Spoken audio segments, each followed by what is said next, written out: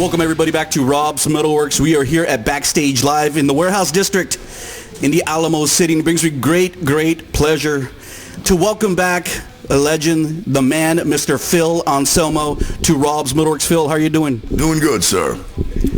It's great to see you, my friend. Recently, we lost Mike Scaccia. You mentioned Rigor Mortis earlier. Talk a little bit about your feelings on Mike Scaccia and maybe share your thoughts and memories on him.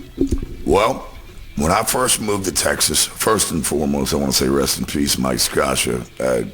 One of the most, God, I just got to chill. One of the most soft-spoken, quiet, maybe even introverted kind of guys you'd want to meet, but complete beast on the fucking guitar, man. And I think he was born with a particular style that was built on speed and endurance and precision that I don't think we're gonna see.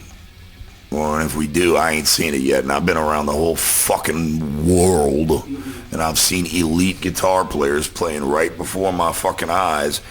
Ain't nobody even half as fast as Mike Scaccia. And that's the truth.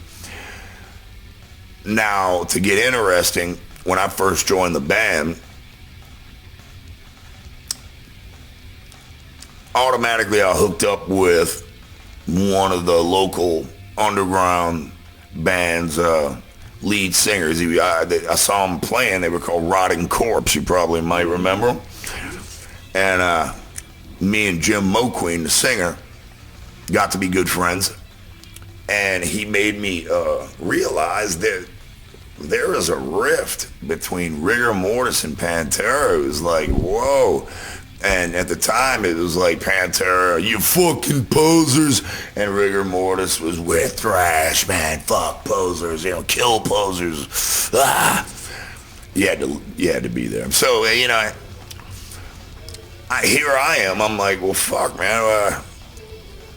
I felt kind of stuck in the middle here. I'm like, well, wait a minute. Also, real quick recap. That house I moved into, the first thing, laying right on top of that stereo was a Rigor Mortis demo. Just sitting there, and I grabbed it, and I was like, So I went in my little bedroom, popped it on. It was fucking kick-ass. I'm like, who the fuck is this? And it's like, oh, this is local band, man. They suck, they're just fast, this, that, the other. I'm hearing that from the Pantera side, and I'm like, really? They suck? I think I fucking like this quite a bit. Reanimator? Come on, man. It's horror metal. It's like, how can you hate this?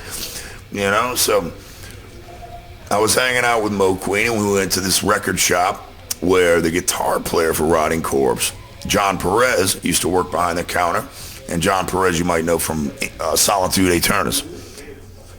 And so we're in there, checking out all the new underground shit and buying what we could.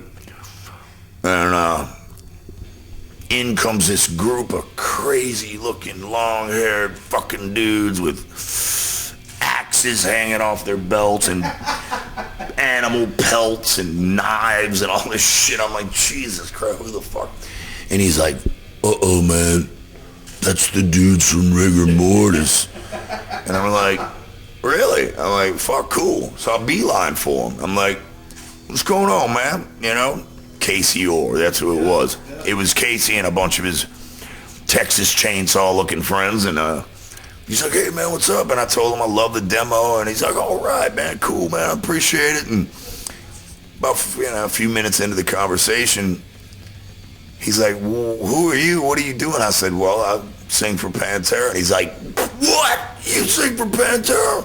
What the fuck is that? I'm like, I said, trust me. I said, just trust me. Things will change around here. And either way, I think right there, meeting Casey, giving him his props that they did damn well deserve, that kind of bridged the gap. And there was a time when Bruce and them were going through their bands go through fucking times because, being in a band is like being married. It really is. You're married to the fucking motherfuckers and you've got to figure out a way to make it work, to make it keep going. Well, Bruce was kicked out of Rigor Mortis at one point and they were kind of scouring the earth for a new lead singer or whatnot. And just for kicks, I would do a Pantera gig at this place called Dallas City Limits, and I guess that was the closest thing to Rigor Mortis practice room. Mike Scaccia would come and pick me up after gigs. This is like 2 a.m, bar closing time, and we go drive about an hour to a damn practice room, and we would fucking jam Rigor Mortis songs, man, and it was fucking fun. It was a blast. Kirk came with me one time. He sang Bodily Dismemberment and shit. We were fans, man, and just to sit there and just to ride with Mike. Now, first of all, Mike, like I said, he's a very quiet guy riding in the car. And I've got an absurd sense of humor, So we're sitting there, it's kind of quiet, so we're talking small talk. And I cracked one of my bullshit jokes. I don't even remember what it was, but he's sitting there driving. And he's like, he looks over at me and he goes, and just, dude, he couldn't quit laughing. I'm like, he was about to wreck. I'm like, Mike, drive. He goes, man, you're fucking funny. I go, yeah, I got jokes, whatever. So, but that, we hit it off there, man. And I just, I think losing Mike Scaccia, and you put that in relation with Dimebag, and you put that in relation with how they both went out. I know it's different, but similar circumstance. That is a gigantic blow to the DFW area. And once again, my condolences go out to the entire scene, to Bruce, to the other Rigor Mortis boys, Casey and Harden. I love them all. Such great guys, such talented musicians. And at this point, all we can do, and Bruce and I have talked about this before, all we can do right now is our best for their memory, for their legacy, and celebrate their life. Their lives deserve to be celebrated. And I'm very clear with Dimebag. Mike Scaccia, it's still fresh, sort of. But I'm very clear on how I'm going to pursue this. I'm going to celebrate the man's life because I'm a fan of his music. I'm a fan of his person. And once again, I'm a fan of his fucking legacy, man. And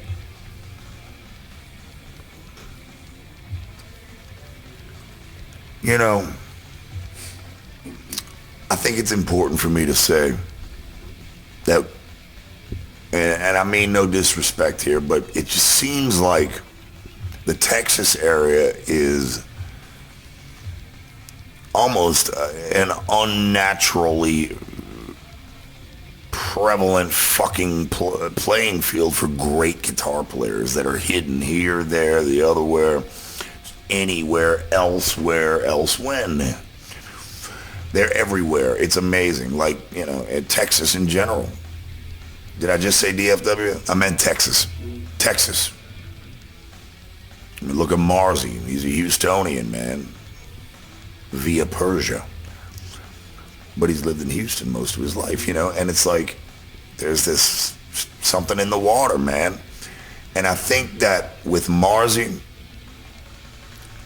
Scott Shelby from Warbeast, and even the other kid, Bobby, who plays guitar in Warbeast as well, they're great players, man. They're great fucking players, and each one of them has their own little thing about them. Shelby's been on. Scott Shelby, I remember just after Pantera was signed, we went out and saw Gamacide, and Scott Shelby was a guitar player, and me and Dimebag were sitting next to each other, or standing next to each other, and he kept elbowing me the whole time, going, that motherfucker's got chops, that motherfucker's got chops. I'm like, I know, he's fucking killer. And he's matured so much now. I think that with the death of the two greatest from the area, heavy metal greatest, I think we've got a new crop coming up that's going to do them very proud. And I think if you talk to Scott, he would admit that Mike Scaccia was one of his biggest influences. Dimebag was one of his biggest influences. Look at Marzi. He would say the same thing. Matter of fact, he said it to me last night. He said Mike Scaccia's right hand was complete inspiration for me to see something that unnatural and unerring, and fucking his stamina. The stamina, like we used to call his right hand the hummingbird. And I'm spreading the word because it looked like hummingbird wings. It was blinding, and he would do it for 5 minutes straight or 4 minutes straight or however fucking long his songs were. It almost looked like it wasn't moving. So fast. It was so fast. So fucking fast, man. And anyway, man, I just think that there's some great guitar players coming up to look forward to, and great guitar players always to look back upon. And it's up to us to bear up and just do them proud. And I'll end it with that. Philip, thank you, sir, for a great interview. Anytime. You never ever disappoint, and you really are cool as dude. I mean, a lot of people, man, and you are. If they don't know me, it's like, fucking, why are you hating me? It's like, man, I'd buy you a fucking drink at a bar. It's like, fucking, what, you're just jealous of my fucking perfectly shaped head. Just the biggest and the coolest. Thank you, Philip, for everything. Remember, everyone out there watching this interview, you saw the man, Mr. Phil Anselmo. I don't need to say anything else. You saw him right here on Rob's MetalWorks.